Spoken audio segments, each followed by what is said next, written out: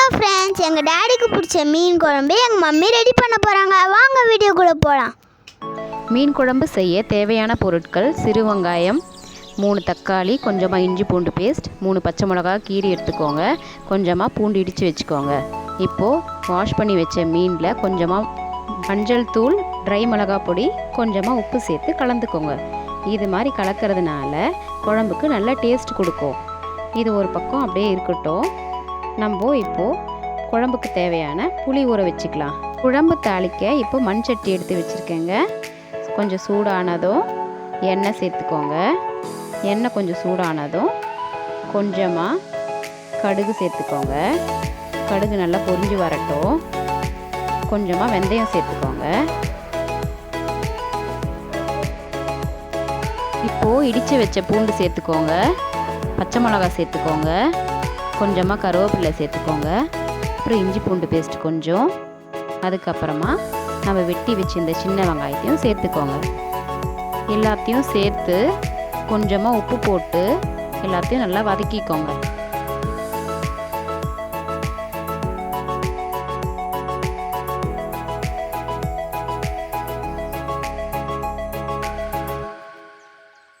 இப்போது மூடி போட்டு அப்படியே 5 நிமிஷம் வதங்கட்டும். அதுக்குள்ளேயே நம்ம 3 தக்காளியை அரைச்சிக்கலாம்.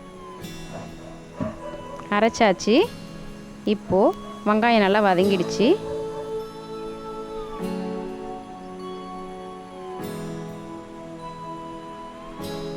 இப்போது அரைச்சி வச்ச தக்காளியை அதில் சேர்த்துக்கலாம். ரெண்டும் சேர்த்து நல்லா வதக்கலாம்.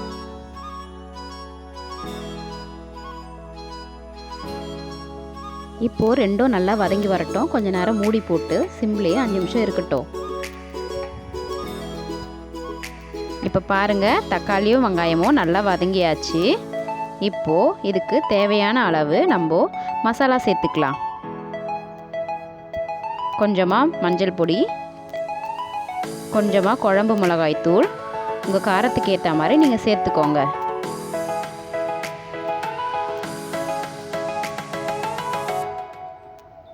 இப்போ போட்டு எல்லாத்தையும் நல்லா மிக்ஸ் பண்ணிக்கோங்க. எனக்கு கொஞ்சம் கம்மியாக இருந்துச்சு எண்ணெய், அதனால் கொஞ்சமாக விட்டுருக்கேன்.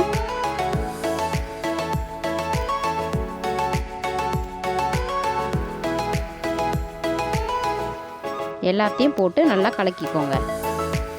இப்போது கரைச்சி வச்ச புளியை ஊற்றிக்கோங்க. இப்போது தேவையான அளவு தண்ணி சேர்த்துக்கோங்க.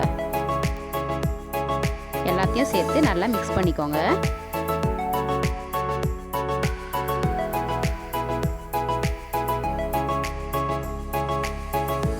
இப்போ தேவையான அளவு உப்பு சேர்த்துக்கோங்க. இப்போ கொஞ்சமாக கொத்தமல்லி சேர்த்துக்கோங்க. சேர்த்துட்டு இது நல்லா கொதிக்கட்டும். மூடி போட்டு ஒரு 10 நிமிஷம் சிம்லேயே வச்சிடுங்க. குழம்பு நல்லா கொதிச்சு வரட்டும். இப்போ பாருங்கள், குழம்பு நல்லா கொதிச்சு வந்துடுச்சுங்க.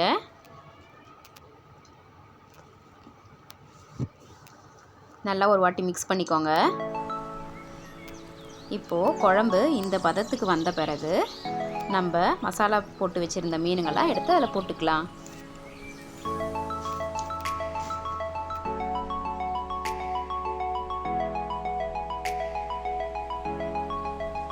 இப்போ எல்லா மீனையும் சேர்த்தாச்சுங்க.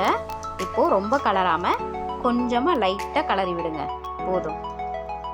இப்போது அப்படியே 5 நிமிஷத்துக்கு மூடி போடாமல் அப்படியே இருக்கட்டும் சிம்மில். 5 நிமிஷம் கழித்து நம்ம மீனெல்லாம் நல்லா வெந்து வந்துடும்.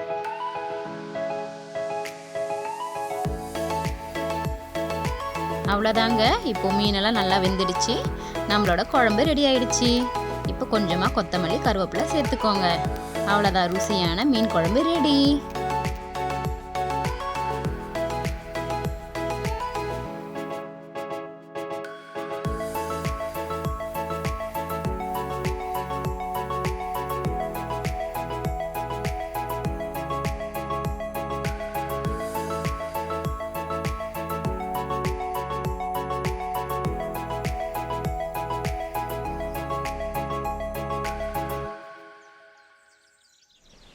அவ்வளோதான் ஃப்ரெண்ட்ஸ், எங்கள் டேடிக்கு பிடிச்ச மீன் குழம்பு எங்கள் மம்மி செஞ்சிட்டாங்க.